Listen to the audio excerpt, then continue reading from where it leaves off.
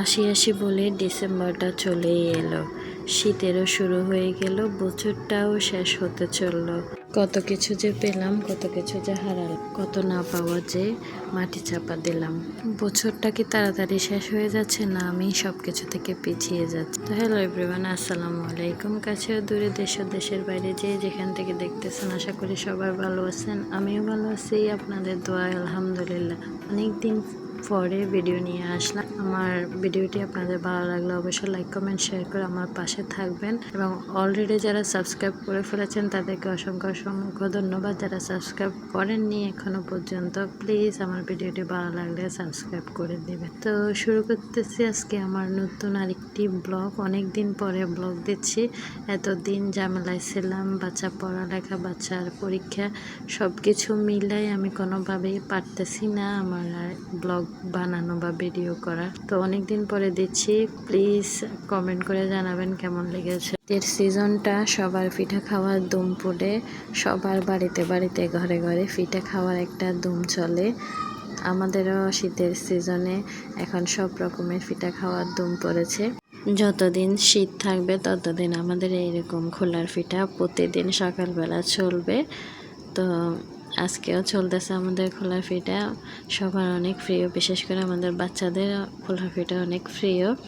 তো আমার সব কাজ শেষ করে, খাওয়া দাওয়া সেরে, নাস্তা পানি সেরে এখন আসছি একটু ঘরগুলো গুছিয়ে দিতে। ঘর গুছিয়ে নেওয়া হলে আরও অনেক কাজ আছে, রান্নাবান্না আছে, সব গুছিয়ে নিচ্ছি একটু একটু করে, তাই আপনাদের সাথে শেয়ার করতেছি।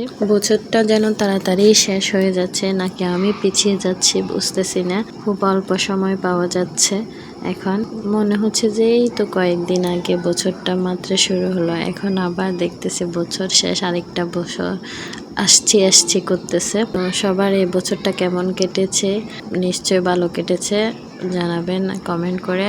আর আসছে বছর যেন সবার অনেক ভালো কাটুক, এই প্রত্যাশা করে আল্লাহ যেন সবাইকে ভালো রাখে।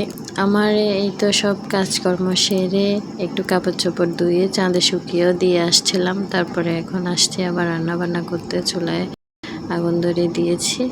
এখন রান্নাবান্না চলতেছে। এখানে আমি ফুলকপি ভাজি করতেছিলাম।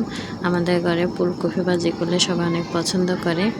আসলে ফুলকপি রান্নার থেকে মনে হয় ভাজিটা একটু বেশি মজা আমার কাছে লাগে আর কি। এক একজনের রুচি এক এক রকম, হয়তো অন্যদের কাছে রান্নাটাও ভালো লাগতে পারে, কিন্তু রান্নাটা কয়েকদিন খেলে আর খেতে ইচ্ছে করে না। এভাবে ভাজি করলে রুটি পরোটা সকালবেলা যাই বানাই তার সাথেও খাওয়া যায়, এবং কি ভাতের সাথে তো মাস্ট প্রতিদিন খাইও। তো শীতের সবজি প্রতিদিন চলতেছে এখন।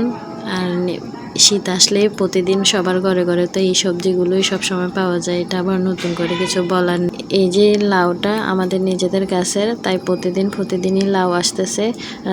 রান্না করলে ফেলে দিতেও কষ্ট লাগতেছে, তাই প্রতিদিন রান্না করতে হচ্ছে। কিছুই করার নেই, খেতে খেতে বিরক্ত লাগতেছে, এখন লাউ আর খেতে ইচ্ছা করতেছে না।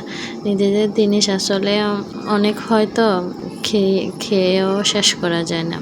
তো এই তো এদিকে সন্ধ্যা হয়ে গেল, আমার সব কাজ শেষ করে অনেকক্ষণ রেস্টও করেছিলাম। তারপরে এখন আসছে নাস্তা পানি খেতে, একটু নাস্তা করতেছি। তো আমার আজকের ভিডিওটি আপনাদের কেমন লেগেছে জানাবেন। যারা এই পর্যন্ত ভিডিওটি দেখেছেন তাদেরকে অসংখ্য অসংখ্য ধন্যবাদ।